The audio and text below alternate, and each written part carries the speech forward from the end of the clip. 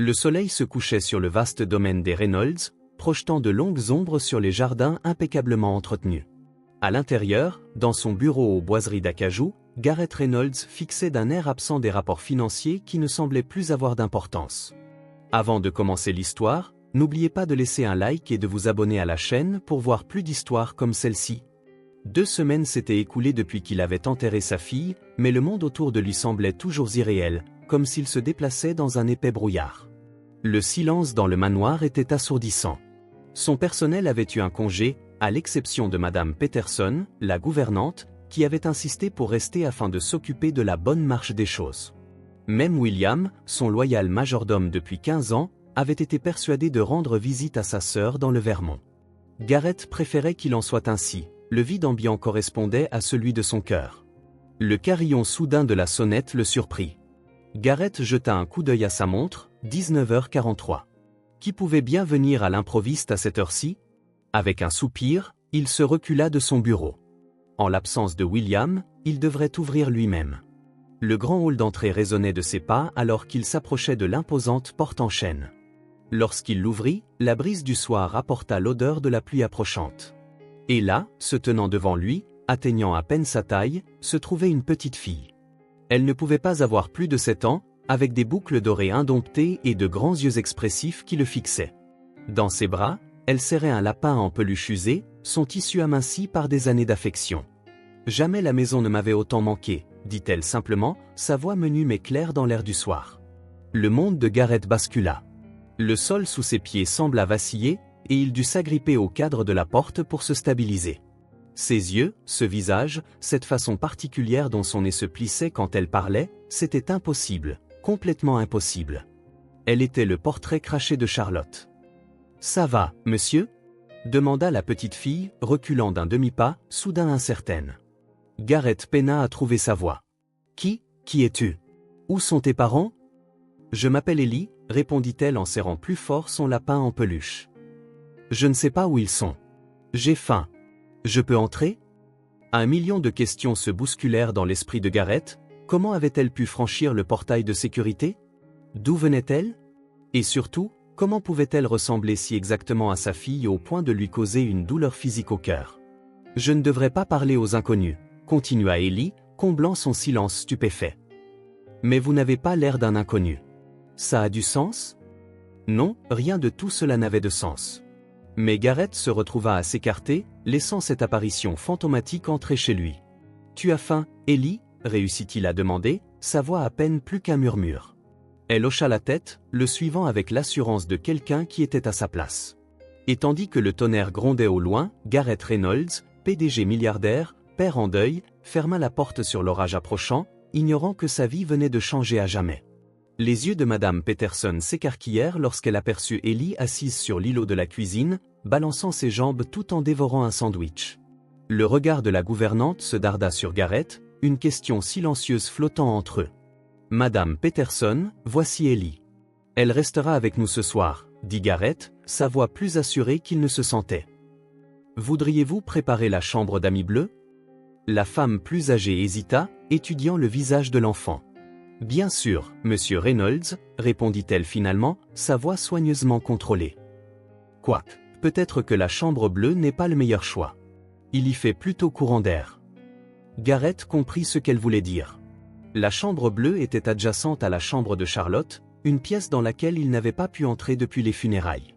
Pendant que Madame Peterson s'affairait à l'étage, Gareth s'assit en face d'Ellie, la regardant manger. Chaque geste, chaque manie était d'une familiarité obsédante. La façon dont elle coupait son sandwich en triangle avant de le manger, comment elle plissait légèrement le nez en prenant une bouchée. Ce n'était pas de simples similitudes, c'étaient des répliques exactes des comportements de Charlotte. « D'où viens-tu, Ellie ?» demanda-t-il doucement. « Des Miller, dit-elle entre 2 bouchées. Il n'était pas très gentil. Tes parents adoptifs?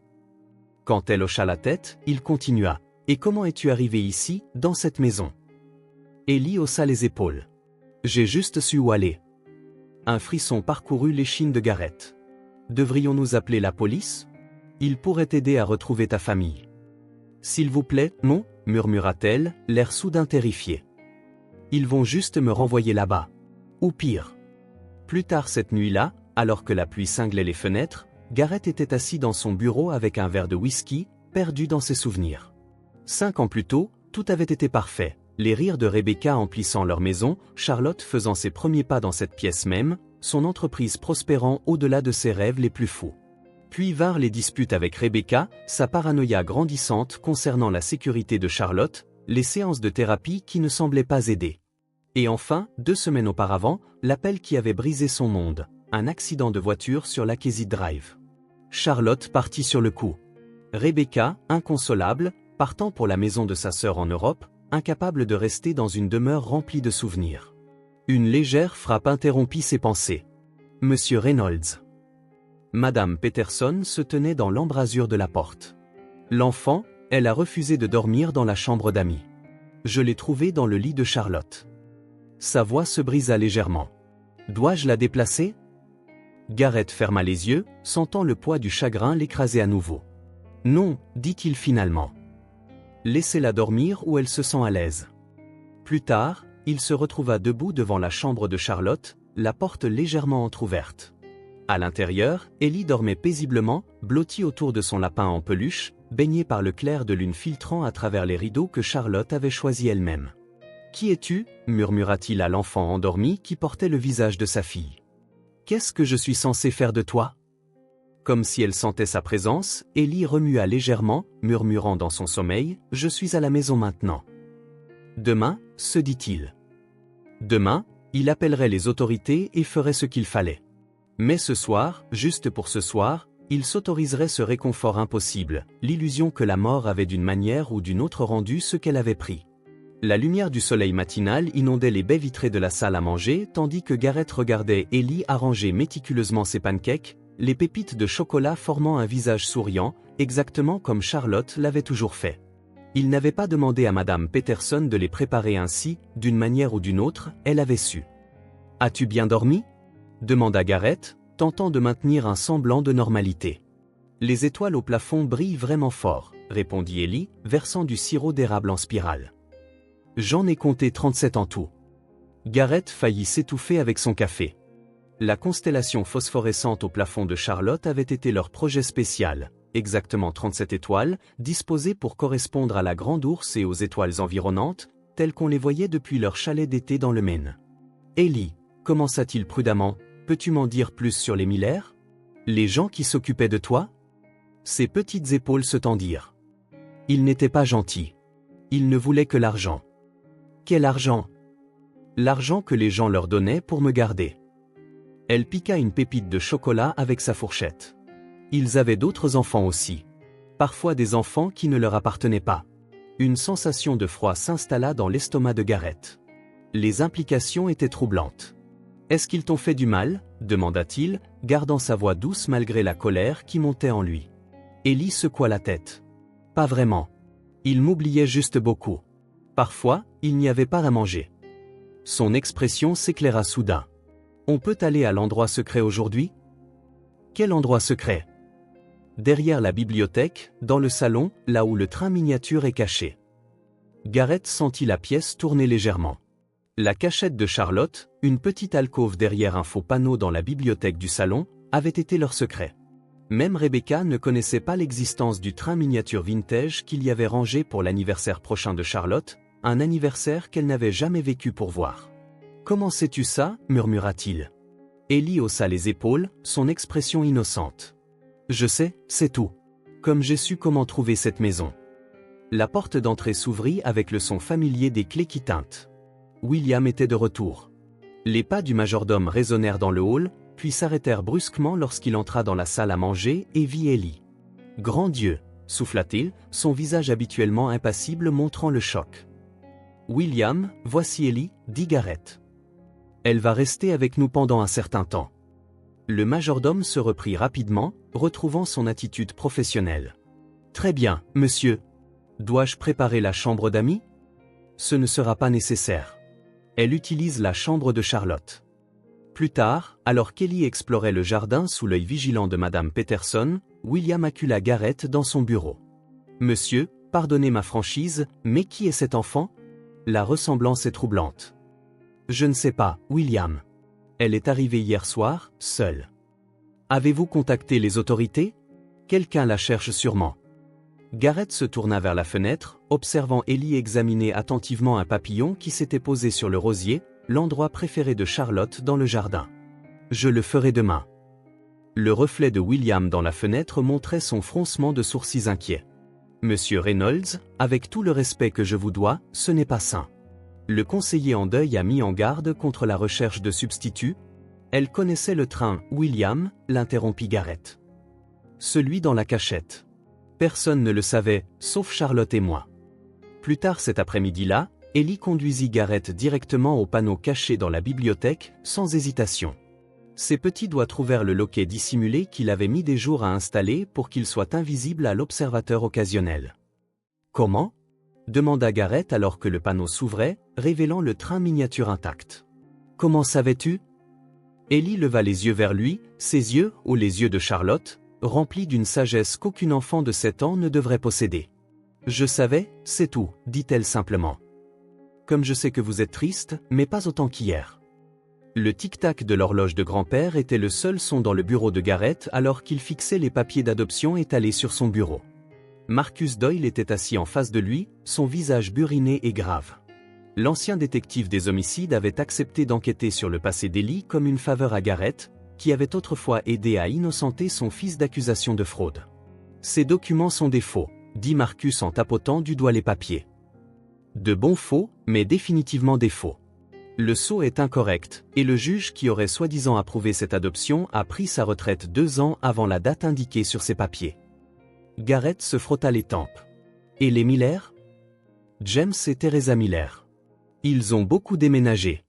5 États en 7 ans, vivant toujours juste en dessous du radar. J'ai un contact au service de protection de l'enfance qui enquête sur eux, mais mon instinct me dit qu'ils sont impliqués dans quelque chose de louche. Une légère frappe les interrompit. Madame Peterson se tenait dans l'embrasure de la porte, l'air mal à l'aise. « Monsieur, l'enfant demande son histoire du soir. J'ai proposé de lui lire, mais elle insiste beaucoup pour que ce soit vous. » Garrett hocha la tête. « Merci, Madame Peterson. J'arrive tout de suite. » Se retournant vers Marcus, il ajouta, « Continuez à creuser. J'ai besoin de savoir d'où elle vient. » Dans la chambre de Charlotte, Ellie était assise en tailleur sur le lit, déjà en pyjama que Madame Peterson avait acheté cet après-midi-là. Son lapin en peluche gisait à côté d'elle, semblant étrangement à sa place parmi les jouets de Charlotte. « Madame Peterson dit que vous racontez les meilleures histoires, » dit Ellie en se décalant pour faire de la place. Garrett s'assit sur le bord du lit, attrapant automatiquement le jardin secret, le favori de Charlotte. « Celui-ci » Ellie hocha la tête avec enthousiasme. « La partie où Marie trouve la clé, s'il vous plaît. » Il ouvrit le livre au chapitre exact, la reliure usée s'ouvrant naturellement à la page que Charlotte avait demandée nuit après nuit. Pendant qu'il lisait, Ellie murmurait certains passages en même temps que lui, les yeux mi-clos de contentement. Quand le chapitre se termina, Ellie bâilla et se blottit plus profondément sous les couvertures. « Pouvez-vous chanter la chanson maintenant ?»« Quelle chanson ?» demanda Garrett, bien qu'une partie de lui sût déjà. « Celle sur la lune qui veille sur moi quand je dors. Celle que maman chantait toujours. » La gorge de Garrett se serra. Rebecca avait composé cette berceuse elle-même pour Charlotte, avec des paroles sur les rayons de lune et les étoiles gardiennes.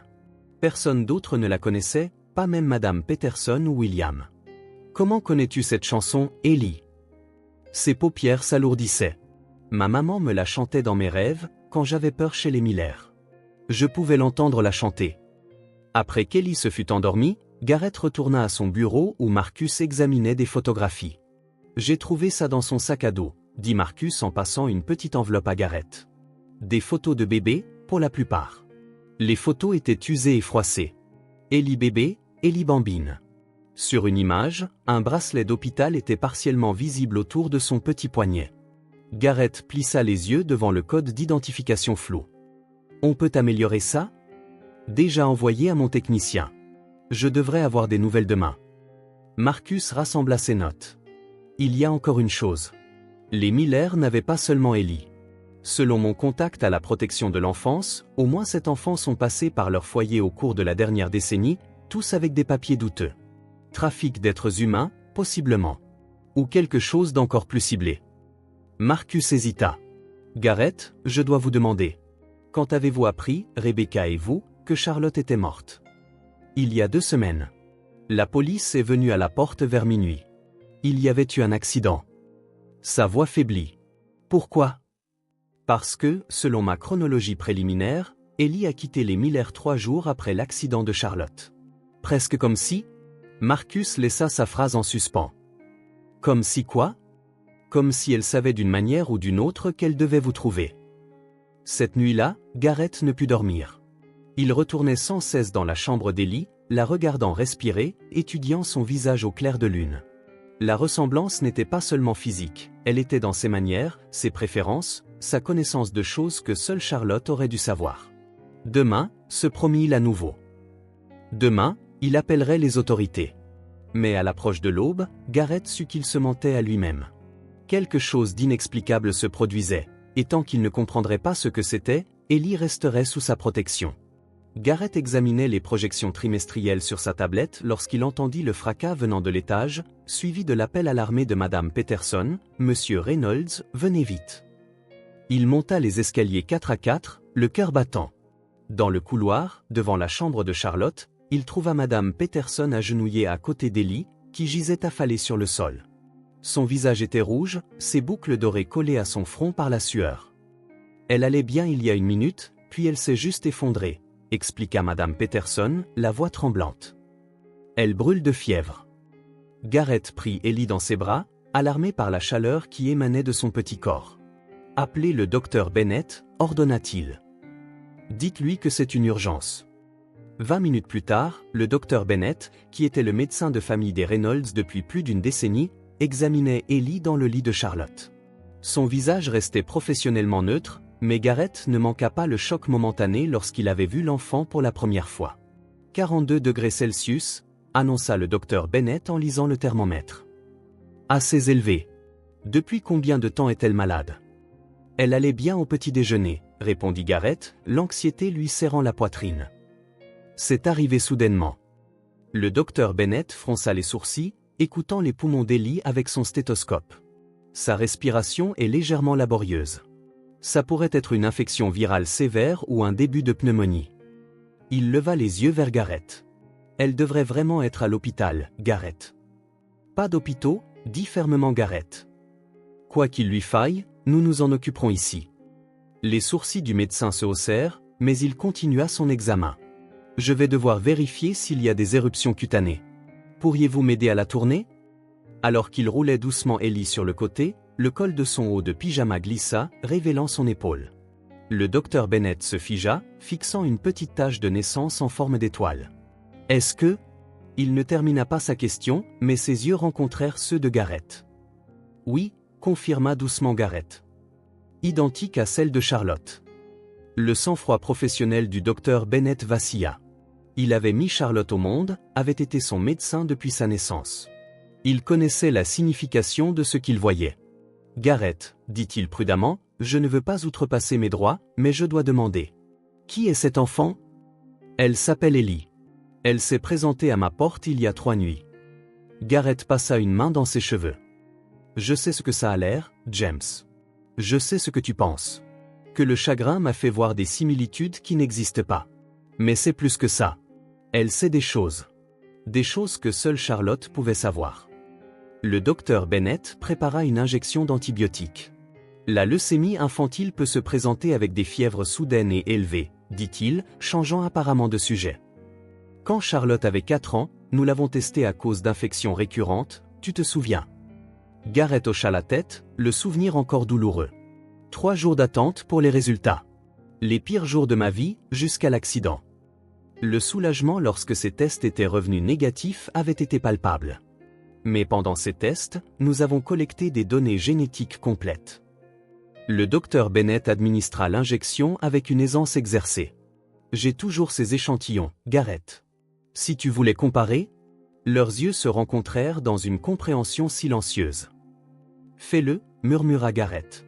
Plus tard dans la soirée, la fièvre d'Ellie commença à tomber. Elle dérivait entre conscience et inconscience, marmonnant occasionnellement des mots qui n'avaient aucun sens. Gareth resta à son chevet, lui épongeant le front avec de l'eau fraîche, comme il l'avait fait lorsque Charlotte avait été malade. Son téléphone vibra, un SMS de Marcus. J'ai trouvé quelque chose. Les Miller ont été arrêtés il y a 6 mois en Arizona. Charge incluant mise en danger d'enfants et trafic. Plusieurs enfants récupérés, mais les dossiers sont incohérents. Continue d'enquêter. Garrett fixa le message, une terreur glaciale s'installant dans son estomac. Avec quel genre de personne Ellie avait-elle vécu? Et combien d'autres enfants avaient souffert entre leurs mains? Ellie remua, ses yeux s'ouvrant un instant. Ils étaient flous, puis ils trouvèrent le visage de Garrett. « Papa » murmura-t-elle avant de retomber dans le sommeil. Garrett resta parfaitement immobile, le mot résonnant dans son esprit. Pas monsieur ou monsieur Reynolds, mais papa, prononcé avec une familiarité si naturelle que cela brisa quelque chose en lui. « Je suis là » murmura-t-il en retour, bien qu'elle ne pût l'entendre. « Je suis juste là. » Le soleil matinal inondait les rideaux de la chambre de Charlotte, projetant des motifs sur le tapis où Garrett et Ellie étaient assis, penchés sur un échiquier. 3 jours s'étaient écoulés depuis que sa fièvre était tombée, et son rétablissement avait été remarquablement rapide. Résiliente, l'avait qualifiée le docteur Bennett, bien que ses yeux aient contenu des questions qu'il n'avait pas exprimées. « Le cheval peut bouger comme ça, n'est-ce pas » demanda Ellie, faisant un mouvement en L avec son doigt. « C'est exact, le cavalier se déplace en L », confirma Garrett, la regardant étudier l'échiquier avec la même concentration intense que Charlotte avait toujours montrée. Ellie prit le cavalier, hésita un instant, puis le plaça précisément 3 cases en avant et une à gauche. Le coup d'ouverture préféré de Charlotte. « Comme ça » Le souffle de Garrett se coupa. « Oui, exactement comme ça. » Il s'éclaircit la gorge. « Où as-tu appris à jouer aux échecs » Ellie haussa les épaules. « Je ne sais pas. Je me souviens juste des pièces qui bougeaient comme ça. » Elle traça un autre L dans les airs. « Est-ce mon imagination, ou ai-je déjà joué à ça avant ?» Depuis l'embrasure de la porte, Madame Peterson observait avec un mélange d'inquiétude et d'émerveillement. Au cours de la semaine passée, la gouvernante était passée de sceptique à protectrice envers Ellie, s'asseyant souvent avec elle pendant que Garrett gérait des appels professionnels. « Le déjeuner est prêt quand vous deux le serez », annonça-t-elle. Des sandwichs au fromage grillé, coupés en triangles, comme Mademoiselle Ellie les aime. Sans les croûtes, demanda Ellie avec espoir. Bien sûr, ma chérie. Je n'ai pas oublié. Mais Madame Peterson n'avait jamais demandé à Ellie comment elle préférait ses sandwichs. Elle les avait simplement préparés comme Charlotte l'avait toujours demandé. Après le déjeuner, Garrett lut à Ellie le lion, la sorcière blanche et l'armoire magique, un autre des favoris de Charlotte. Alors qu'il atteignait la description de Narnia sous la neige, Ellie l'interrompit, « Toujours l'hiver, mais jamais Noël », cita-t-elle, sa voix se superposant à celle de Garrett qui lisait exactement la même phrase. Il baissa le livre. « Ellie, as-tu déjà lu ça ?»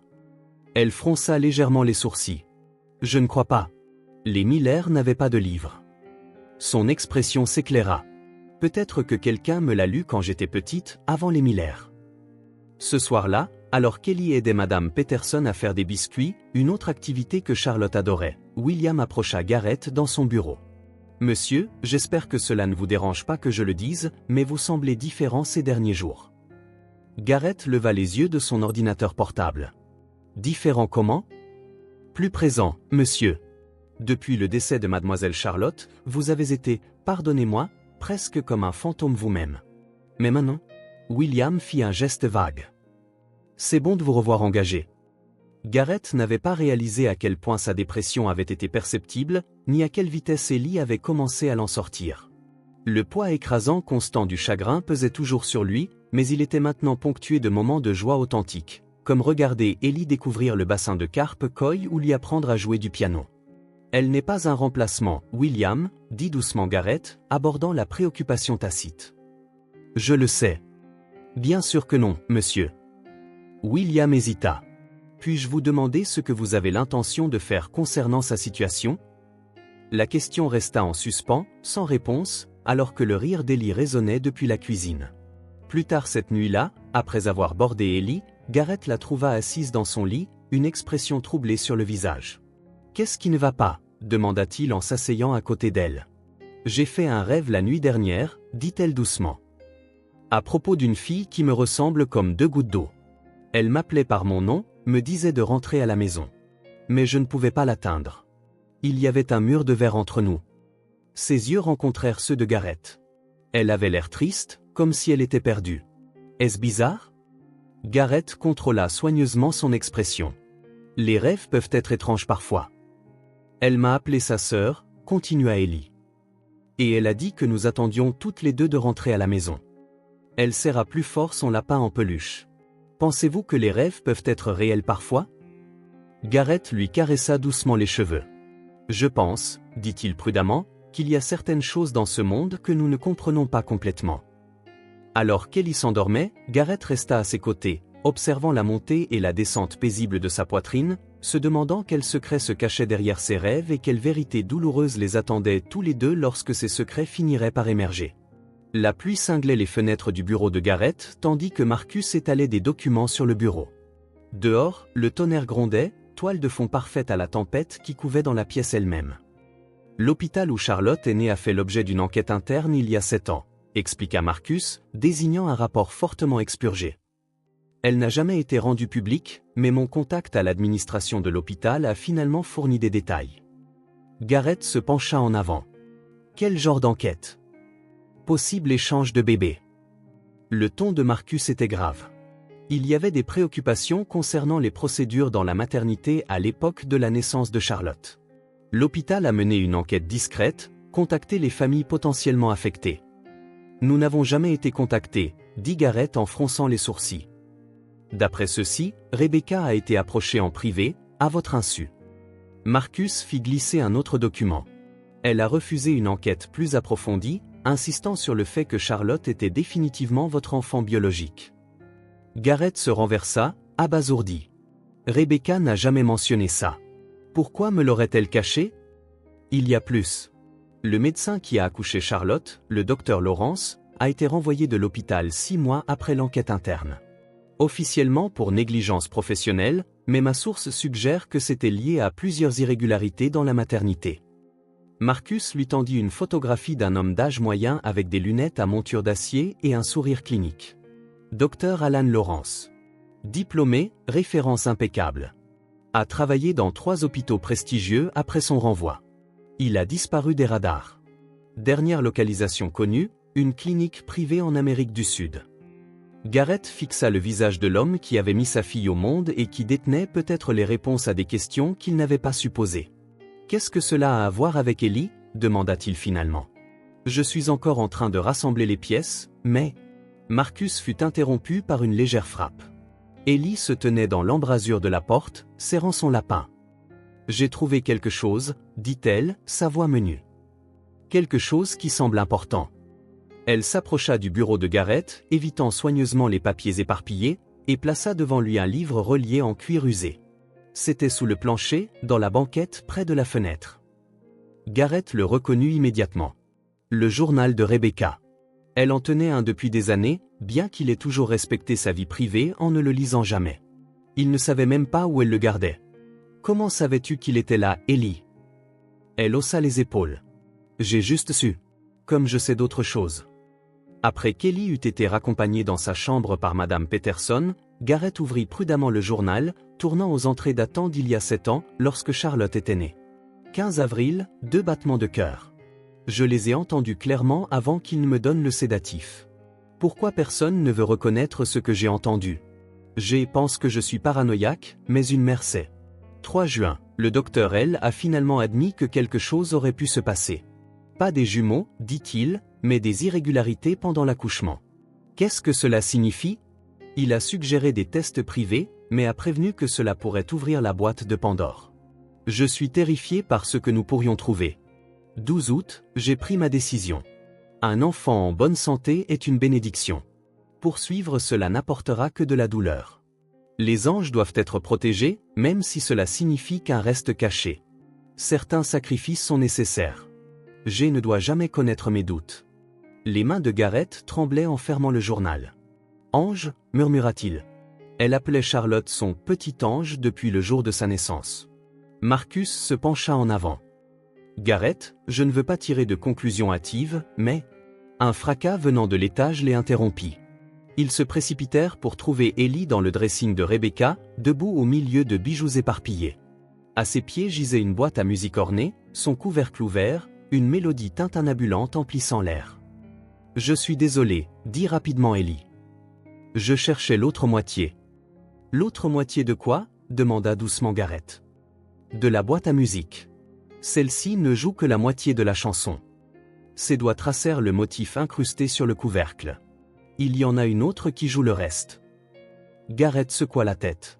C'était celle de la grand-mère de Rebecca. « C'est une pièce unique. »« Non, » insista Ellie. « Il y en a une autre. La chanson n'est pas complète sans elle. » Elle fredonna la mélodie familière, puis continua avec la section que Gareth n'avait jamais entendue, une continuation parfaite de l'air. Plus tard, après qu'Ellie se fut endormie, Gareth et Marcus restèrent assis dans un silence stupéfait. « Les résultats ADN devraient arriver demain, » dit finalement Marcus. « Mais je pense que nous savons tous les deux ce qu'ils montreront. »« Des jumelles, » murmura Gareth. Charlotte avait une sœur jumelle dont nous n'avons jamais connu l'existence. « La question est, » répondit Marcus, « comment une jumelle s'est-elle retrouvée chez les Miller, et pourquoi son existence vous a-t-elle été cachée ?» Comme en réponse, le téléphone de Gareth sonna, un message de Rebecca. « Je rentre demain. Nous devons parler. » Le crissement des pneus sur le gravier annonça l'arrivée de Rebecca. Gareth se tenait dans le hall, un tumulte d'émotions bouillonnant en lui, colère, confusion, espoir, trahison. À travers les panneaux de verre plombé qui encadraient la porte d'entrée, il regarda sa femme sortir du taxi, sa présence autrefois vibrante maintenant atténuée. 2 semaines en Europe n'avaient guère apaisé le chagrin gravé sur son visage. William ouvrit la porte, son attitude professionnelle ne trahissant rien du tumulte de la maisonnée. « Bon retour chez vous, Madame Reynolds. » Rebecca entra, ses yeux trouvant immédiatement ceux de Gareth. Un instant, ils restèrent silencieux, le poids des accusations tacites et des secrets pesant entre eux. « Où est-elle » demanda doucement Rebecca. Gareth se raidit. « Comment savais-tu ? Ton texto disait que nous devions parler. J'ai supposé que c'était à propos de... » Elle hésita, de Charlotte. « Mais ton visage me dit qu'il y a autre chose. » Son regard s'aiguisa. « Que s'est-il passé, Gareth ?» Avant qu'il ne puisse répondre, le martèlement de petits pieds sur le sol en marbre attira leur attention.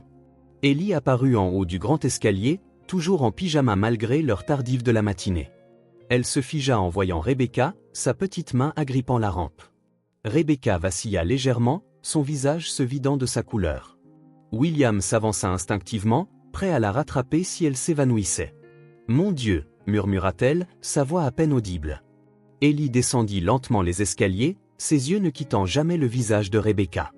Lorsqu'elle atteignit le bas, elle se tint devant eux, inhabituellement solennelle. « Vous êtes la femme de mes rêves, » dit simplement Ellie. La main de Rebecca vola à sa bouche, étouffant ce qui aurait pu être un sanglot. Sans un mot de plus, elle se tourna et se précipita vers le salon. Gareth fit un signe de tête à Madame Peterson, qui était apparue dans le couloir, lui demandant silencieusement de s'occuper d'Ellie. Il trouva Rebecca debout près de la fenêtre, les bras étroitement enroulés autour d'elle, comme pour retenir quelque chose à l'intérieur ou empêcher quelque chose d'entrer. « Comment as-tu pu » exigea-t-elle, le dos toujours tourné vers lui. « Comment as-tu pu amener une enfant qui lui ressemble dans notre maison ? As-tu la moindre idée de la cruauté de cet acte ?»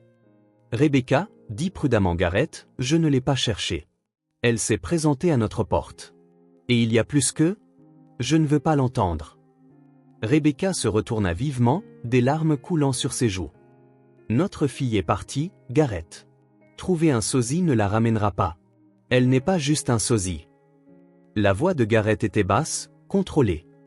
Elle sait des choses, Rebecca. Des choses que seule Charlotte saurait. Elle a trouvé ton journal, caché sous le plancher. Elle connaît la berceuse que tu as écrite. Elle a reconnu ta boîte à musique et peut fredonner la seconde moitié de sa mélodie, une mélodie que je n'ai jamais entendue.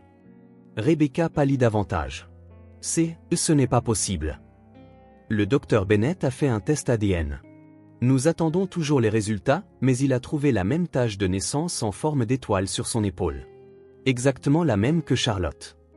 Coïncidence, murmura Rebecca, mais sa voix manquait de conviction. Marcus a découvert qu'il y avait eu une enquête à l'hôpital quand Charlotte est née. Quelque chose concernant des irrégularités dans la maternité. Gareth fit un pas de plus. On t'a contacté à ce sujet, mais tu me l'as caché. Pourquoi ? Le sang-froid de Rebecca s'effondra. Elle s'affaissa sur le canapé, ses épaules secouées de tremblements. Tu ne comprends pas. Tu ne peux absolument pas comprendre. Alors aide-moi à comprendre, plaida Garrett. Parce que pour l'instant, toutes les preuves indiquent que Charlotte avait une sœur jumelle dont tu connaissais l'existence, mais dont tu ne m'as jamais parlé. Ce n'était pas comme ça, murmura Rebecca. Leur conversation fut interrompue par Marcus, qui apparut à l'embrasure de la porte avec un dossier à la main. Résultat ADN, dit-il d'un ton grave. Et il y a autre chose.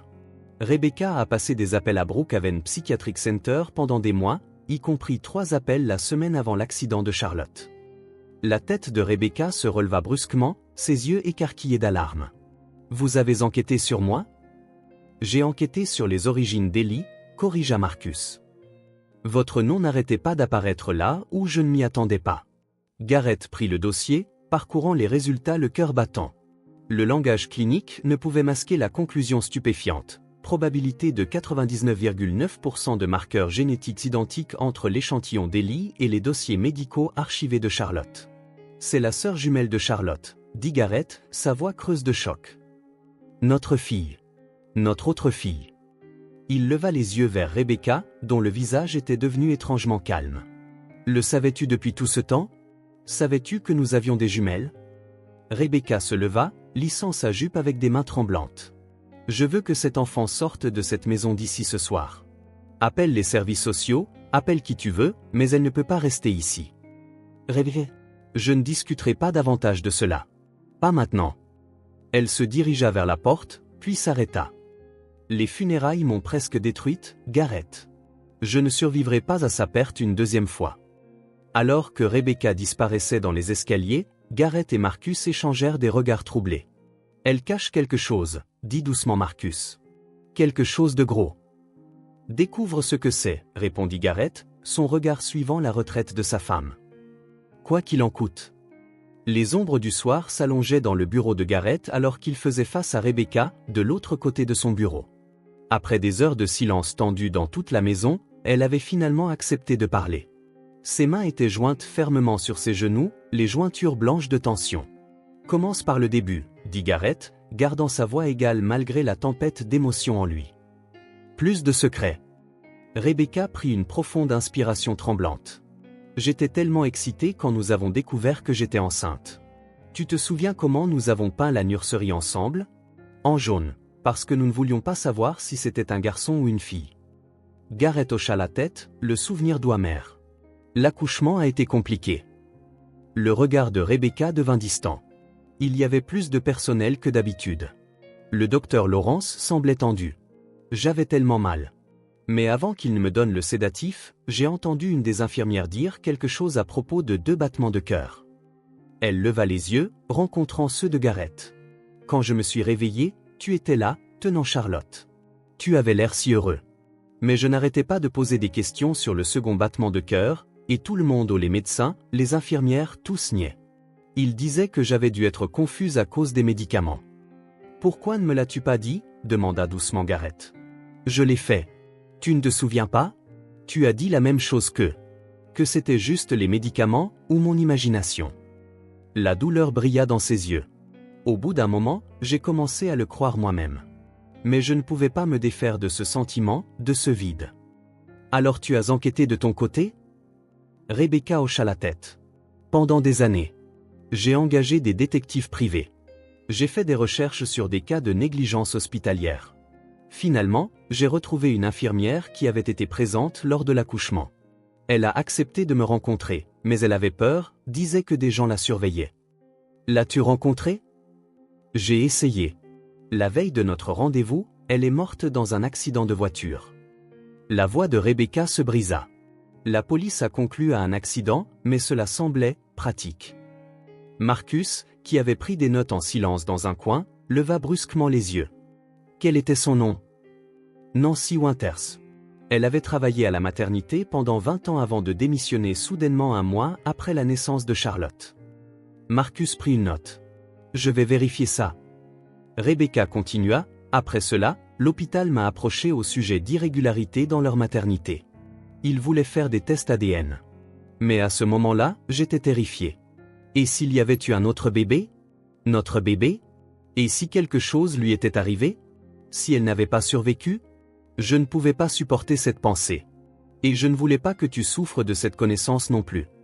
Des larmes coulèrent sur ses joues. Alors j'ai refusé l'enquête. Je me suis dit que Charlotte était en bonne santé et parfaite, et que cela devrait suffire. J'ai essayé de passer à autre chose. Mais tu ne pouvais pas, dit Garrett, la réalisation l'envahissant. C'est pour ça que tu es devenue si surprotectrice envers Charlotte. Pourquoi tu étais toujours anxieuse, toujours en train de la surveiller? Rebecca hocha la tête, misérable. L'idée que j'aurais pu perdre un enfant, ou pire, qu'un de mes enfants pourrait être quelque part, seul, ça me hantait. Les thérapeutes appelaient ça de l'anxiété obsessionnelle, prescrivaient des médicaments. Et les appels au centre psychiatrique de Brookhaven. Rebecca se raidit. J'ai fait une dépression après avoir trouvé le nom du docteur Lawrence sur une liste de médecins consultants là-bas. Cela semblait trop fortuit. Mon thérapeute m'a recommandé de parler à un spécialiste à Brookhaven.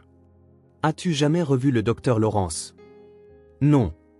La réponse de Rebecca vint trop vite, ses yeux fuyants. Un indice que Garrett reconnaissait de leurs premières années ensemble. Rebecca, insista-t-il doucement. S'il te plaît. Toute la vérité. Elle se leva brusquement, arpentant la pièce jusqu'à la fenêtre. Il y a quelque chose que tu devrais savoir sur l'accident de Charlotte. Garrett sentit un frisson. Quoi à ce sujet? Ce n'était pas. La voix de Rebecca faiblit. Elle se tourna pour lui faire face, son expression un masque de chagrin et de culpabilité. Charlotte n'est pas morte dans cet accident, Garrett. La pièce sembla basculer. Que dis-tu? Elle a disparu de la voiture. L'accident était réel. J'ai fait une embardée pour éviter de heurter un chien. Mais quand les secours sont arrivés, Charlotte n'était pas dans son siège auto. Elle avait juste disparu. Pensez que j'étais hystérique, confuse à cause de l'impact. Ils ont cherché partout, mais il n'y avait aucune trace d'elle. Tu m'as laissé croire que notre fille était morte, murmura Garrett, l'horreur se répandant en lui. Je devais le faire, cria Rebecca. Ils nous surveillaient. Ils ont dit que si je disais la vérité à quiconque, si j'impliquais la police, ils s'assureraient que les deux filles disparaissent pour toujours. Qui t'a menacé? Rebecca secoua la tête frénétiquement. J'en ai déjà trop dit. Tu ne vois pas? L'arrivée d'Ellie ici, ce n'est pas une coïncidence. C'est un avertissement. Ils savent que nous l'avons trouvée. Et maintenant, ils viendront pour les deux. Comme invoqué par ces mots, la sonnette retentit, son carillon résonnant sinistrement dans la maison silencieuse. Les pas de William résonnèrent dans le couloir alors qu'il s'approchait du bureau. Monsieur Reynolds, annonça-t-il, son visage habituellement calme et tendu. Il y a des représentants des services de protection de l'enfance à la porte. Ils ont des documents concernant mademoiselle Ellie. Les yeux de Garrett rencontrèrent ceux de Rebecca, les siens écarquillés de peur, les siens se rétrécissant de suspicion. Les as-tu appelés? Exigea-t-il. Non, murmura Rebecca avec véhémence. Je le jure, Garrett. C'est exactement ce que je craignais. Dans le hall, deux femmes en tenue professionnelle attendaient. La plus âgée s'avança, tendant la main. Monsieur Reynolds, je suis Sandra Mercé, des services de protection de l'enfance. Voici ma collègue, Dana Willis. Nous sommes ici concernant un enfant que nous pensons être sous votre garde, Eleanora Miller. Garrett lui serra la main automatiquement, l'esprit en ébullition. Puis-je vous demander de quoi il s'agit? Nous avons reçu des informations selon lesquelles vous hébergez un enfant qui a été illégalement retiré de son placement en famille d'accueil. Elle lui tendit un document. Ceci est une ordonnance de garde temporaire. Nous sommes autorisés à ramener Eleanora aux soins de l'État jusqu'à ce que son cas puisse être correctement examiné. Il doit y avoir une erreur, dit Garrett en parcourant les documents. Ellie est venue à nous de son propre chef. Ses anciens tuteurs ont été arrêtés pour trafic d'enfants. L'expression de Madame Mercé resta professionnellement neutre. Ce cas est toujours en cours d'investigation, Monsieur Reynolds. En attendant, vous n'avez aucun droit légal de garder cet enfant. Où est-elle? Du haut des escaliers, la voix de Madame Peterson se fit entendre, tendue d'inquiétude. Monsieur Reynolds, Mademoiselle Ellie demande ce qui se passe. Tous les regards se tournèrent vers le haut, où Ellie se tenait à côté de la gouvernante, serrant son lapin en peluche. Ses yeux s'écarquillèrent à la vue des visiteuses, une compréhension immédiate traversant son visage avec une conscience qu'aucun enfant de 7 ans ne devrait posséder. « S'il vous plaît » murmura-t-elle, assez fort pour que tout le monde l'entende. Ne les laissez pas m'emmener. Ce qui suivit fut un flou d'inévitabilité bureaucratique. Malgré les protestations de Garrett, ses promesses de demander une certification d'accueil d'urgence, ses offres de faire examiner les documents par ses avocats, l'issue était prédéterminée. Sans garde légale, il n'avait aucun motif pour garder Ellie. « Je vais chercher ses affaires », dit Madame Peterson, la voix brisée. « Juste son lapin », répondit Mademoiselle Willis. Des vêtements fournis par l'État lui seront remis au centre d'hébergement temporaire. Rebecca resta étrangement silencieuse pendant tout ce temps, se tenant à l'écart, les bras enroulés protecteurs autour d'elle. Quand Garrett croisa son regard, plaidant silencieusement pour son soutien, elle détourna les yeux. Alors qu'Ellie était conduite vers la porte, Garrett s'agenouilla devant elle. « Écoute-moi », dit-il avec urgence, les mains sur ses petites épaules. « C'est temporaire. Je vais me battre pour toi. Je te promets que je trouverai un moyen de te ramener à la maison. » « Je sais », murmura Ellie avec cette étrange certitude qui la définissait. Puis, sa voix s'élevant avec une panique soudaine alors que Madame Mercer lui prenait la main, « Ne les laissez pas m'emmener, encore une fois. » Le mot « encore une fois » flotta dans l'air comme un coup de tonnerre. Alors qu'il l'emmenait, Ellie serra plus fort son lapin et quelque chose glissa de sa couture usée, un petit médaillon terni. Il tomba sur le sol en marbre avec un petit tintement qui, d'une manière ou d'une autre, résonna plus fort que toutes les voix d'adultes réunies. Rebecca halta, s'avançant instinctivement. « C'est... » Garrett récupéra le médaillon, son poids familier dans sa paume ravivant une vague de reconnaissance. Il l'avait donné à Rebecca pour leur premier anniversaire, un pendentif en forme de cœur contenant une minuscule photo d'eux le jour de leur mariage. Des années plus tard, Rebecca y avait placé une photo de Charlotte nouveau-née, remplaçant leur photo de mariage. Elle l'avait portée constamment jusqu'à ce que la chaîne se brise, 3 ans auparavant. Ellie regarda en arrière depuis l'embrasure de la porte, ses yeux rencontrant ceux de Garrett avec une sagesse impossible et ancienne. « Je l'ai toujours eu », dit-elle simplement. Après que les travailleuses sociales furent parties avec Ellie, Garrett resta dans l'allée, le médaillon serré dans son poing, regardant jusqu'à ce que leurs feux arrière disparaissent. Quand il se retourna finalement vers la maison, il trouva Rebecca debout dans l'embrasure de la porte, le visage cendré. « Ce médaillon » murmura-t-elle. « Je l'ai mis dans la boîte à bijoux de Charlotte la veille de l'accident. C'était la photo originale, notre jour de mariage. Je l'avais fait réparer comme surprise. » Sa voix faiblit. « Comment Ellie l'a-t-elle eu » Avant que Garrett ne puisse répondre, Marcus apparut derrière Rebecca, son expression sombre. « Nous devons parler. Maintenant. J'ai trouvé quelque chose sur le docteur Lawrence. Et cela est directement lié à Rebecca. » La voiture de l'assistante sociale sentait le pain artificiel et le vieux café.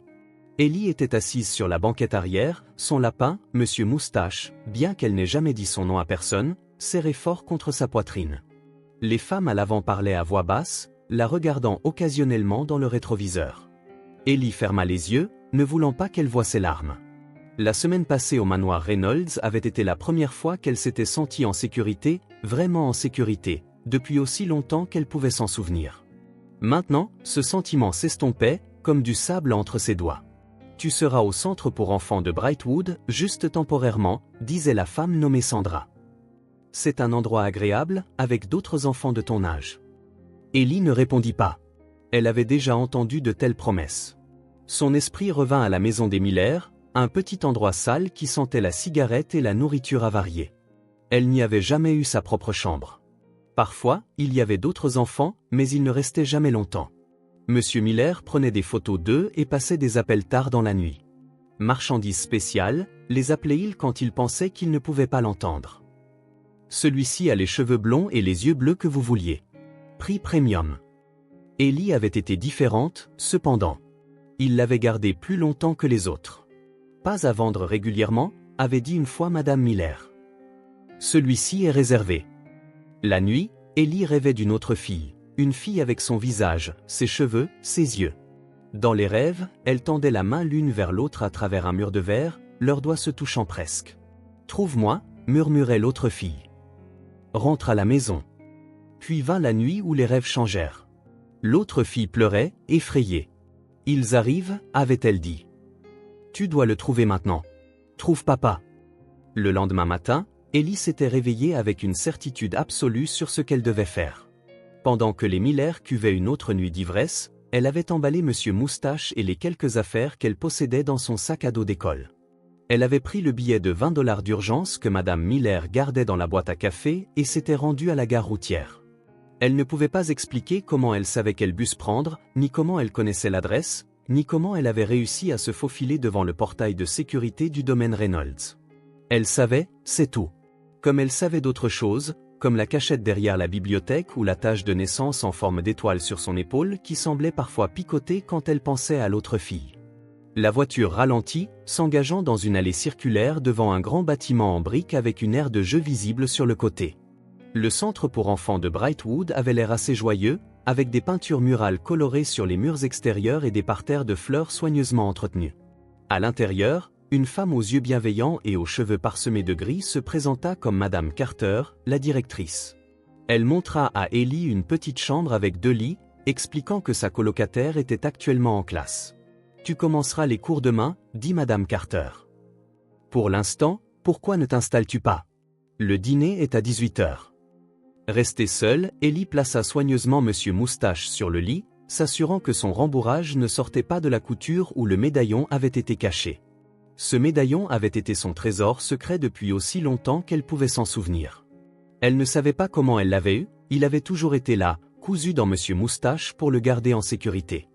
Elle alla à la fenêtre, regardant les enfants jouer dans la cour en contrebas. Ils semblaient assez heureux, riant et se poursuivant. Mais Ellie ne ressentait aucun désir de se joindre à eux. Elle n'appartenait pas ici. Cette nuit-là, après un dîner qu'elle avait à peine touché, Ellie était allongée dans son lit avec Monsieur Moustache, écoutant la respiration régulière de sa colocataire, une fille tranquille nommée Zoé qui lui avait à peine adressé 2 mots. « Je retrouverai mon chemin », murmura Ellie à Monsieur Moustache. « Il a promis qu'il viendrait me chercher, et je le crois. » Elle ferma les yeux, espérant rêver à nouveau de l'autre fille. Sa sœur. Elle en était certaine maintenant. Au lieu de cela, elle rêva de la femme aux yeux tristes, Rebecca. Dans le rêve, Rebecca était plus jeune, tenant 2 bébés, son visage strié de larmes alors qu'un homme en blouse blanche emportait l'un des nourrissons. « C'est pour le mieux, disait l'homme en blouse blanche. Un enfant en bonne santé vaut mieux que 2 à risque. Ellie se réveilla aux premières lueurs de l'aube, son oreiller humide de larmes. Elle alla au petit bureau dans le coin de la pièce et trouva un morceau de papier et des crayons de couleur. Soigneusement, elle commença à dessiner 2 filles identiques de chaque côté d'un mur de verre, leurs paumes pressées contre lui. Derrière l'une des filles se tenait un grand homme aux yeux bienveillants, Garrett. Derrière l'autre se tenait une silhouette sombre. Et observant de loin, une femme blonde, son visage un masque d'émotions conflictuelles. Quand Madame Carter vint la chercher pour le petit déjeuner, elle trouva Ellie travaillant toujours sur son dessin, ajoutant des détails soignés avec une intensité inhabituelle pour un enfant de son âge. « C'est charmant, dit Madame Carter. Qui sont les personnes sur ton dessin? » Ellie leva les yeux, ses yeux bleus solennels. « Ma famille, répondit-elle simplement. Celle où je vais retourner. » La pluie battait les vitres du bureau de Garrett tandis que Marcus étalait des photographies sur le bureau. La pièce était sombre, éclairée seulement par une unique lampe qui projetait de longues ombres sur leurs visages sinistres. Rebecca était assise en face d'eux, sa posture rigide, les yeux rougis par des heures de confrontation. « Ce sont des photos de surveillance du centre psychiatrique de Brookhaven, » expliqua Marcus, désignant une série d'images prises 3 mois plus tôt.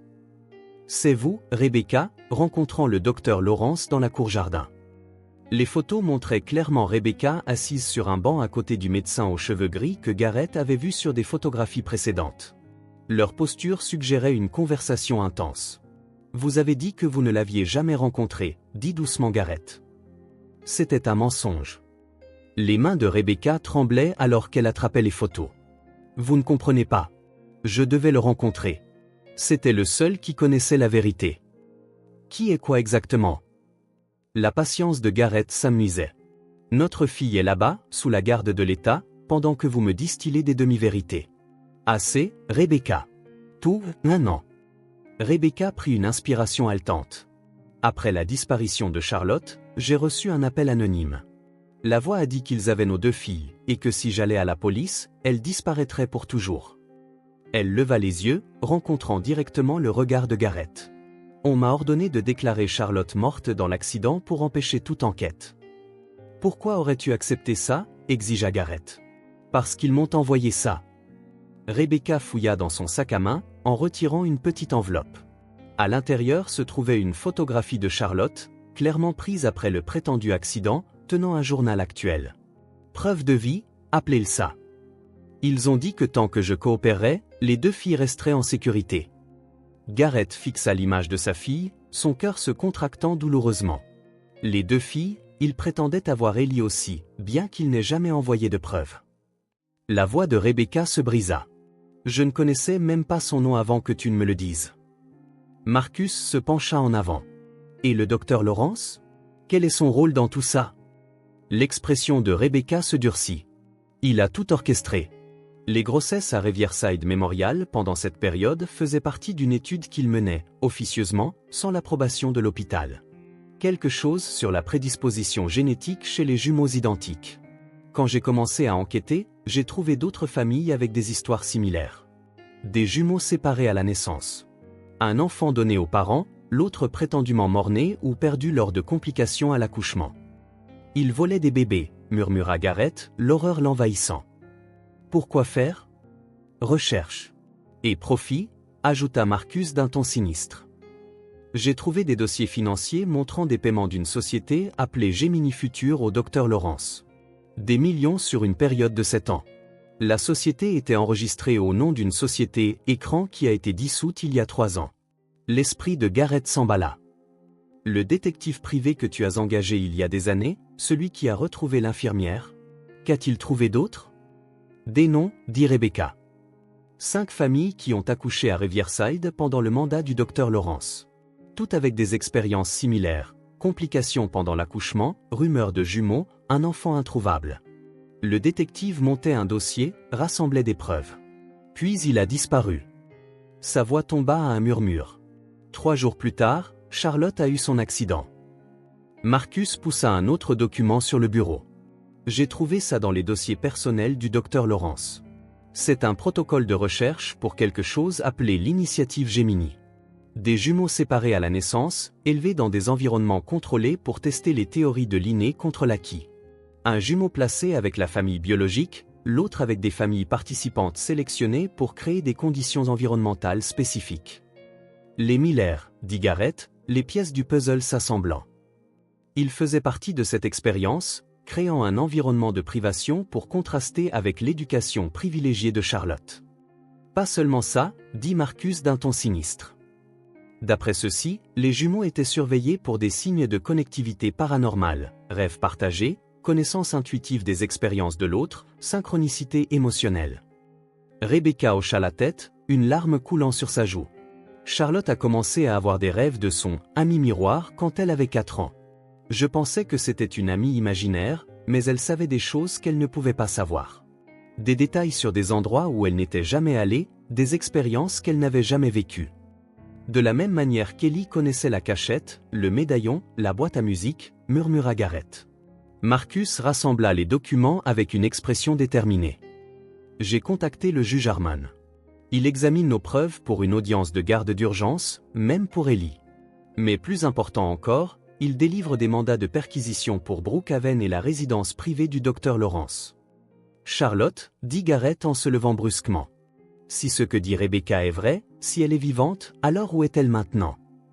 Rebecca leva les yeux, ses yeux reflétant un espoir désespéré. Le docteur Lawrence a une propriété dans les montagnes. Une retraite de recherche, il appelait ça. C'est là que la photo de Charlotte a été prise. Je reconnais la cheminée en pierre en arrière-plan. Savez-vous où se trouve cette propriété? Demanda vivement Marcus. Rebecca hocha la tête. Lac Evergreen. À environ 3 heures au nord d'ici. Garrett attrapait déjà son manteau. Rappelle le juge Harmon. Dis-lui que nous avons besoin de ces mandats maintenant. Et contacte la police d'État. Nous aurons besoin de leur aide. Alors qu'il se préparait à partir, Rebecca attrapa le bras de Garrett. Il y a autre chose que tu devrais savoir. Sa voix était à peine audible. Selon les notes de recherche du docteur Lawrence, la connexion entre les jumeaux se renforce avec la proximité. Si nous trouvons Charlotte, nous pourrions peut-être utiliser cette connexion pour trouver Ellie aussi, termina Garrett, une étincelle d'espoir s'allumant en lui. Ramenons nos filles à la maison. Un convoi de véhicules de police banalisés serpentait sur l'étroite route de montagne menant au lac Evergreen. Dans la voiture de tête, Garrett était assis, tendu, à côté de la détective Sarah Chen, qui avait été chargée de superviser l'opération. Marcus et Rebecca suivaient dans le second véhicule, tandis que les unités tactiques de la police d'État fermaient la marche.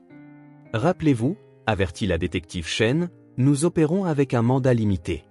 Nous pouvons perquisitionner les lieux à la recherche de preuves liées à la mise en danger d'enfants et à la fraude médicale, mais nous devons procéder avec prudence. » Garrett hocha la tête, bien que la patience fût la dernière de ses préoccupations. Quelque part devant, possiblement dans la propriété isolée vers laquelle il se dirigeait, sa fille attendait peut-être.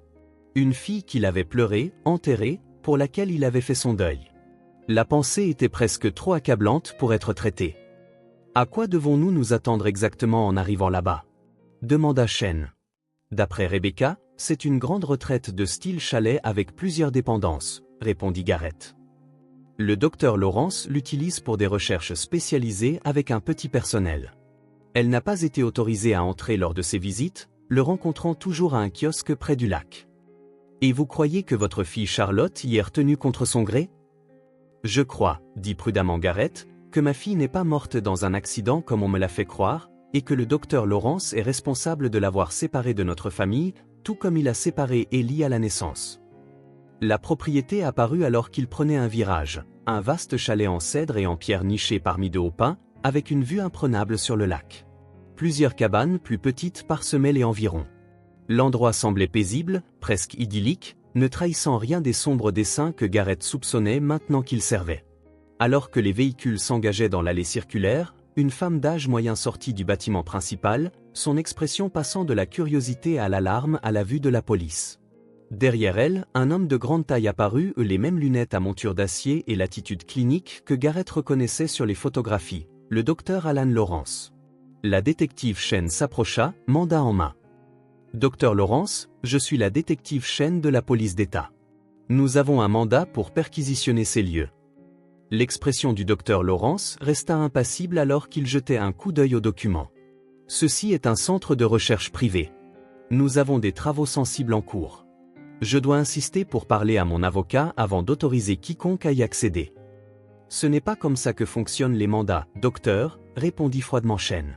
« Vous pouvez appeler votre avocat, mais nous entrons maintenant. » Alors que les officiers commençaient à s'approcher du bâtiment, un éclair de mouvement attira l'œil de Garrett. Le visage d'un enfant à une fenêtre de l'étage, rapidement retiré de la vue.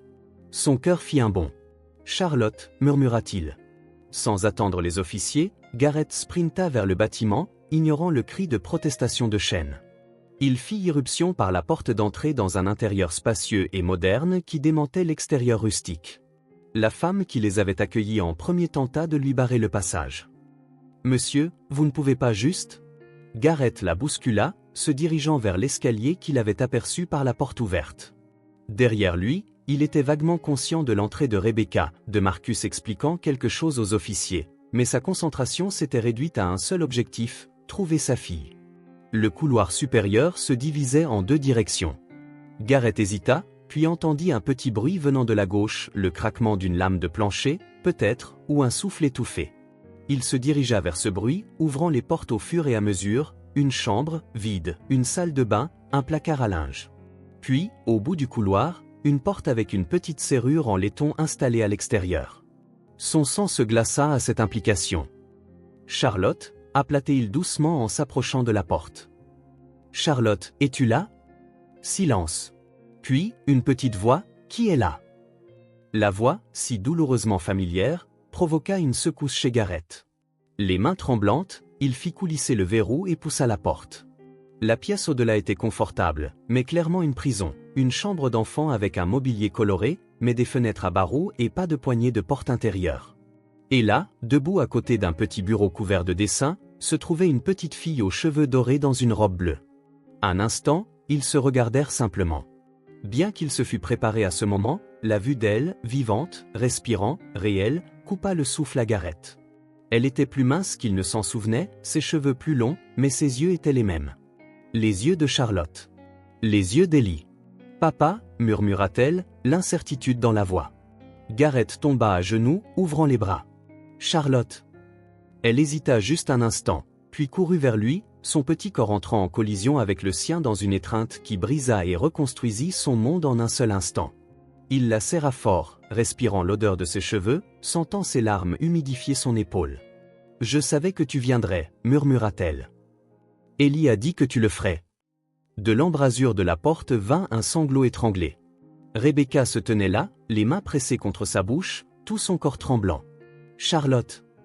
La petite fille leva les yeux, puis se dégagea de l'étreinte de Garrett pour courir vers sa mère. « Maman !» Alors que les retrouvailles familiales se déroulaient dans des étreintes larmoyantes, la détective Chen apparut dans l'embrasure de la porte, son expression sombre. « Monsieur Reynolds, nous avons trouvé des documents. Beaucoup. Et il y a d'autres enfants ici. 5 d'entre eux. Tous avec des histoires similaires. Et le docteur Lawrence ? En garde à vue, confirma Chen. Mais il y a autre chose que vous devriez savoir. » Elle hésita. D'après le personnel, il a un partenaire. Quelqu'un qui a financé toute l'opération. Nous essayons toujours de l'identifier. Garrett regarda Charlotte, maintenant blottie dans les bras de Rebecca. Nous devons trouver Ellie maintenant. Charlotte leva les yeux. Je peux aider, dit-elle avec une certitude tranquille. Je sais toujours où est Ellie. Les lumières fluorescentes du centre pour enfants de Brightwood projetaient des ombres dures sur le bureau administratif où la directrice, Amelia Carter, était assise en face du juge Harmon, son expression troublée. C'est très inhabituel, dit-elle en examinant l'ordonnance de garde d'urgence. L'enfant n'est avec nous que depuis 2 jours. Nos protocoles exigent généralement. Ce sont des circonstances exceptionnelles, Madame Carter, l'interrompit doucement le juge Harmon. Les preuves présentées au tribunal sont suffisamment convaincantes pour justifier une action immédiate. Dans le couloir, Garrett attendait avec Rebecca et Charlotte, cette dernière agrippant la main de son père avec un mélange d'excitation et d'appréhension. Après avoir été examinée par des professionnels de la santé et interrogée par des psychologues pour enfants, Charlotte avait été temporairement remise en liberté sous la garde de ses parents, en attendant une enquête plus approfondie, un miracle de manœuvre juridique orchestré par Marcus et l'équipe juridique des Reynolds. « Est-ce qu'elle se souviendra de moi ?» murmura Charlotte en levant les yeux vers Garrett. « Ça fait si longtemps que nous n'avons pas parlé, dans nos rêves. » Elle se souviendra, l'assura Garrett, bien que son propre cœur battît la chamade d'incertitude. Le lien entre les jumelles restait un mystère pour lui, quelque chose qui dépassait son entendement, mais indéniablement réel. La porte du bureau s'ouvrit et Madame Carter sortit. « Nous faisons descendre Ellie maintenant, dit-elle. Je dois vous avertir qu'elle a été assez renfermée depuis son arrivée ici. Ne soyez pas découragés si sa réaction est modérée. » Ils furent conduits dans une petite salle de réunion meublée de fauteuils confortables et de peintures joyeuses. Charlotte se dirigea immédiatement vers la fenêtre, regardant l'air de jeu en contrebas. « C'est ici que je l'ai vu jouer hier, » dit-elle avec certitude, bien qu'elle eût été à des kilomètres de là à ce moment-là. Elle était assise sur cette balançoire, toute seule. Des bruits de pas dans le couloir attirèrent leur attention. La porte s'ouvrit et une assistante sociale entra, conduisant Ellie par la main. Les yeux de la petite fille s'écarquillèrent en découvrant les occupants de la pièce, son regard passant de Garrett à Rebecca avant de se poser sur Charlotte. Pendant un instant à couper le souffle, les jumelles se regardèrent, images miroirs séparées par quelques mètres au lieu de kilomètres, voyant en personne ce qu'elles n'avaient qu'entrevu dans les rêves et les visions. « Tu es réel, » murmura Ellie, sa voix emplie d'émerveillement. Charlotte s'avança avec hésitation. « Je t'avais dit que je t'attendrais. » Quelque chose passa entre elles, une compréhension tacite, une reconnaissance au-delà des mots. Puis, comme chorégraphiées, elles coururent l'une vers l'autre, entrant en collision dans une étreinte féroce qui sembla libérer des années de séparation et de désir. Garrett et Rebecca regardaient, subjugués, les jumelles se tenant l'une l'autre, chuchotant des échanges rapides que personne d'autre ne pouvait entendre. Il n'y avait aucune gêne, aucune hésitation, seulement la profonde réunification de quelque chose qui n'aurait jamais dû être divisé. « Elle partage des souvenirs, » murmura Rebecca, des larmes coulant sur son visage. « Regarde-les. » En effet, les filles parlaient par demi-phrases, reprenant les pensées de l'autre en plein milieu, riant de blagues privées, complétant les gestes de l'autre. C'était comme si elles n'avaient jamais été séparées. Quand elles se séparèrent enfin, Charlotte se tourna vers ses parents. « Ellie sait des choses, » dit-elle avec urgence. « Sur le docteur Lawrence. Sur les autres. » Ellie hocha la tête solennellement. « Il y en a plus que nous. Plus de jumeaux. Certains d'entre eux sont encore cachés. Le juge Harmon, qui avait observé tranquillement depuis l'embrasure de la porte, s'avança. Ellie, serais-tu prête à nous dire ce que tu sais? Cela pourrait aider d'autres enfants comme toi et Charlotte.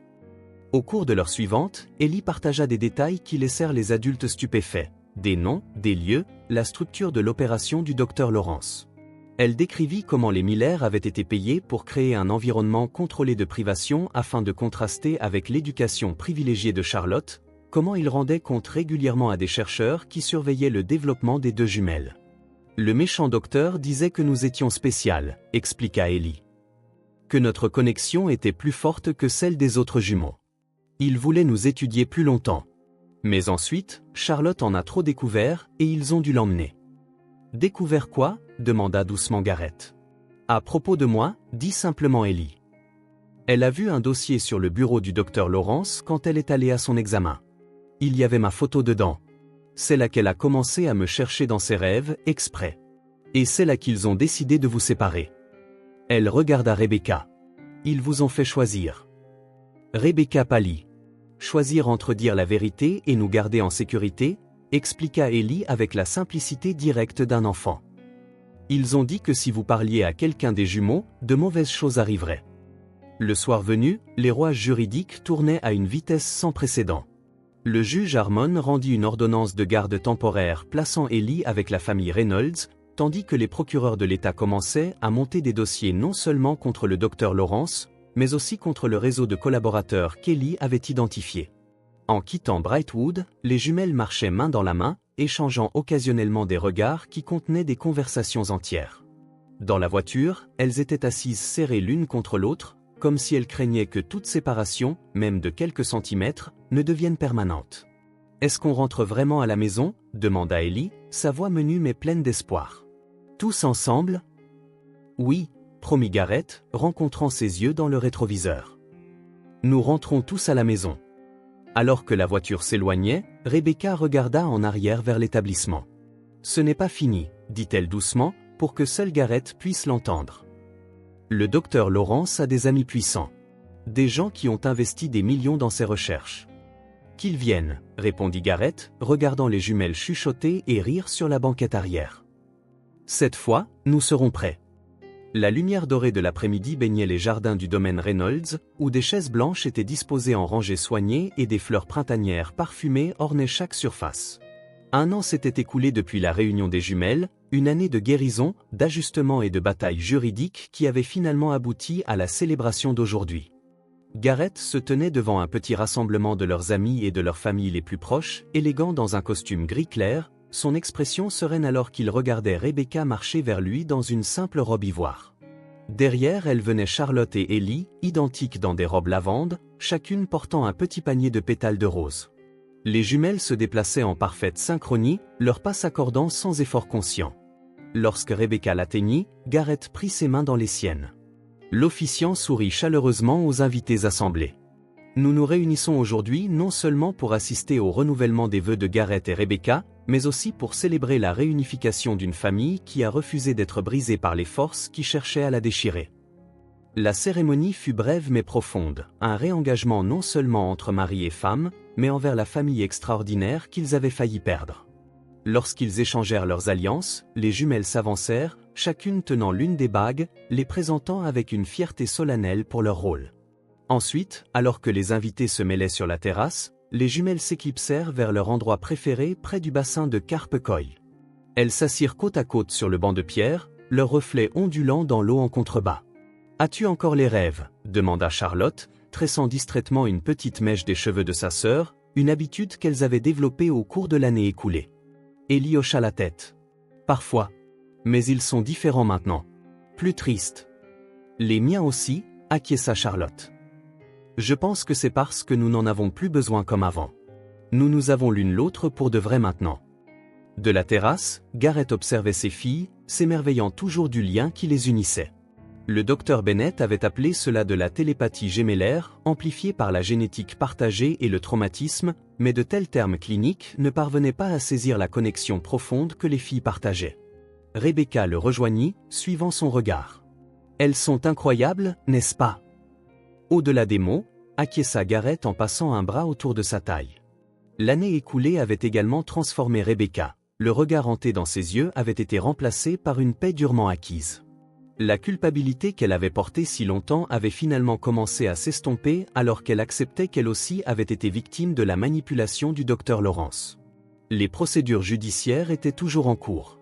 Le docteur Lawrence attendait son procès pour de multiples accusations, tandis que ses bailleurs de fonds ont un groupe obscur d'individus fortunés obsédés par le potentiel paranormal des jumeaux identiques, faisaient l'objet d'une enquête pour complot et enlèvement. 3 autres paires de jumeaux avaient été réunis avec leurs familles, tandis que les enquêtes se poursuivaient sur plusieurs autres cas. « Es-tu prête » demanda doucement Gareth. Rebecca hocha la tête. « Ils en ont besoin. Nous en avons tous besoin. » Plus tard cet après-midi-là, la famille se rendit au cimetière d'Oakwood, où une petite pierre tombale marquait l'endroit de la prétendue sépulture de Charlotte. Ils se tinrent ensemble devant elle, les jumelles se tenant la main entre leurs parents. « Nous pensions que nous pourrions l'enlever », expliqua Gareth aux filles. Mais votre mère a eu une idée différente. Rebecca s'agenouilla à côté de la pierre tombale. Au lieu d'un marqueur pour quelque chose que nous avons perdu, nous avons pensé que cela pourrait devenir un mémorial pour ce que nous avons trouvé. Et pour tous les enfants qui attendent encore de rentrer chez eux. Le gardien du cimetière arriva avec une nouvelle pierre pour remplacer l'ancienne. Gravés sur sa surface se trouvaient les mots « pour les perdus qui sont retrouvés et ceux qui cherchent encore ». Que tous les voyages mènent à la maison. Ce soir-là, alors que Gareth bordait les jumelles dans leur lit, côte à côte dans la chambre agrandie qui avait autrefois été celle de Charlotte seule, Ellie leva les yeux vers lui avec ses yeux bleus solennels. « Même quand c'était mauvais chez les Miller, dit-elle doucement, j'ai toujours senti que quelqu'un m'aimait. Même quand j'étais seule, je ne me suis jamais sentie complètement seule. »« Tu n'as jamais été seule, » confirma Charlotte depuis son lit. « J'étais toujours avec toi. Je ne savais juste pas comment te trouver. »« Mais tu m'as trouvé, » dit Ellie. « Grâce à nos rêves. Et papa nous a trouvés toutes les deux, » ajouta Charlotte en souriant à Gareth alors qu'il les embrassait pour leur souhaiter bonne nuit et éteignait la lumière. Gareth s'arrêta dans l'embrasure de la porte, regardant les étoiles phosphorescentes au plafond commencer à briller, comptant maintenant 74, une constellation pour chaque jumelle. « Papa » appela doucement Charlotte. « On va bien aller maintenant, n'est-ce pas ?»« Oui, promit Gareth. On va aller plus que bien. » En fermant la porte, il pouvait les entendre chuchoter entre elles, des conversations secrètes de jumelles qui continueraient jusqu'à ce qu'elles s'endorment. Dans leurs rêves, maintenant, elles n'atteignaient plus des distances impossibles. Au lieu de cela, elles exploraient de nouveaux mondes ensemble, leur connexion n'étant plus une bouée de sauvetage, mais un lien de joie partagé. En bas, Rebecca l'attendait sur la terrasse, regardant les vraies étoiles émerger dans le ciel crépusculaire. « Elles dorment » demanda-t-elle alors qu'il la rejoignait. « Presque. Elles parlent encore. » Rebecca sourit. Elles ont toute une vie de conversation à rattraper.